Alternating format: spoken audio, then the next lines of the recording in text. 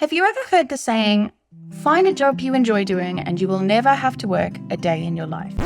Well, I think it's complete rubbish. Don't get me wrong, I'm not here to preach that creativity is suffering, but I would like to make the case that creativity can be taxing if not approached in a balanced way. So, how do you prevent this? Well, that's exactly what I'm going to teach you today. Let's go.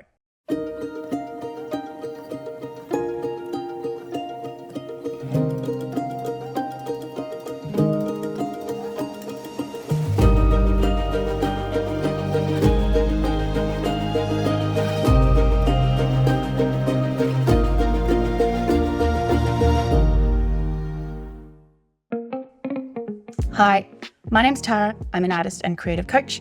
And for my entire working life, I have done a job that I love. So the notion that doing a job you love means you'll never work a day in your life really doesn't hold true for me. You see, I believe the problem lies in the fact that we don't really talk much about this thing called creative energy. In today's general language, we don't have many words to define it, let alone quantify it. However, just like our own physical energy, creative energy can be exhausted and completely spent. Furthermore, we don't quite understand how to nurture it or take care of it, even in the most favourable of circumstances, like doing something you absolutely love. So many creative people find with complete surprise that they've hit burnout while pursuing something they are head over heels passionate about and love doing. The thing with creative burnout is that it takes a long time to bounce back from. So pushing yourself to the point of creative burnout hardly seems like a sustainable option. The key to prevent this is approaching your creative life with sustainability and longevity in mind. You have to set a pace to work out that you know is sustainable and will see you working creatively for years to come. You also have to put certain safeguards in place to protect your precious creative energy. You might be wondering what this entails. Well, I believe it involves changing your life in the following areas: balancing different types of creativity and instituting a regimen of creative rest. Let's look at these in more detail. Under the concept of creativity, there are two different types: little c creativity and big C creativity. To truly optimize your life, it's essential to understand both. Little c creativity is closely related to creative play and has no significant objective. Instead, it's done for the joy of the process, without any expectations or pressure. Regardless of the finished product or result, it is a carefree and straightforward form of creativity. This may look different for everyone, but you'll likely instinctively know what it means for you. For me, my creativity is expressed through cooking, playing a musical instrument, filling my sketchbook, and so on. It's where I find simple enjoyment in the creative act. You may notice hints of this type of creativity in your life. It could be as simple as finding joy in baking, decorating your home, scrapbooking, crocheting, sewing, and so on. You should acknowledge this kind of little c creativity. It's an essential part of your creative self-expression, which can bring a feeling of rich abundance into your creative life and help bring out your sense of play. Big C creativity is creative work that requires deep thinking, focus, strategy, and dedication.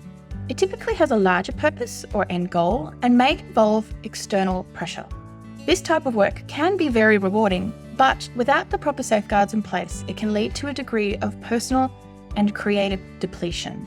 I've noticed that too much of the big C creativity without strategic pockets of creative rest and carefree little c creativity can lead to creative burnout. It might seem like overly simple advice, but rest is an essential part of the creative process. I've observed that more so than others, creative minds need space and room to wander. Rest is that time we allow the mind to reset and gather the needed cognitive resources for the next bit of creative exertion. Creativity cannot thrive in a constant hustle and grind mentality, or not for long. If we fail to give ourselves the needed rest, eventually our creativity and creative work will suffer. Renowned author Aldous Huxley framed it perfectly when he said, "The harder we try with the conscious will to do something, the less we shall succeed. Proficiency and result come only to those who have learned the art of doing and not doing, or combining relaxation with activity." With this in mind, I believe that creative rest is the active choice to step away from your work, let it simmer in the subconscious part of your mind, and come back to it at another time. There are two types of creative rest: active and passive.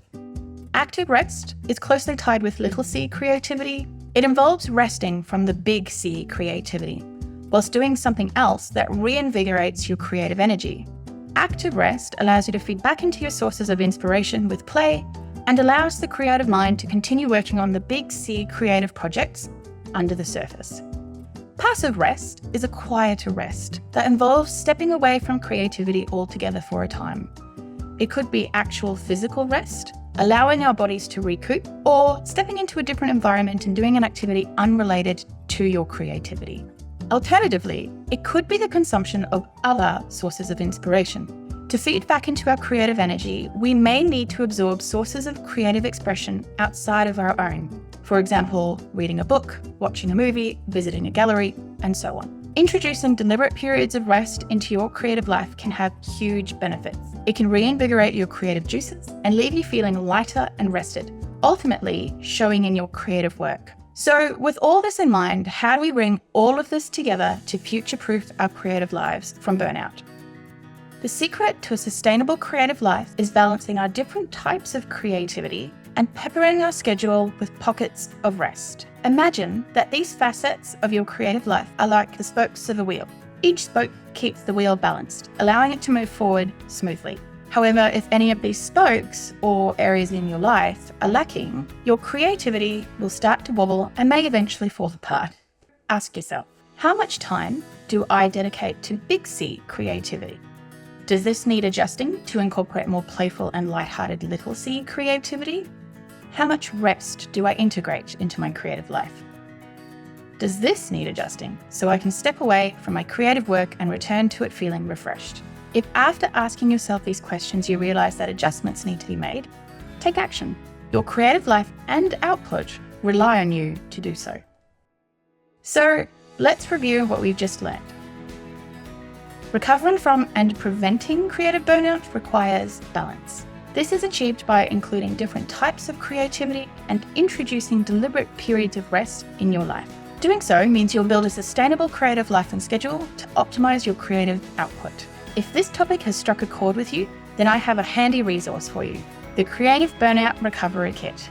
This kit will help you realize exactly which areas of your life need adjusting to recover from creative burnout or prevent it, and then will help you implement these changes. Unlock access to this and other free resources by joining the Creativity Cafe, your ultimate one-stop creative hub.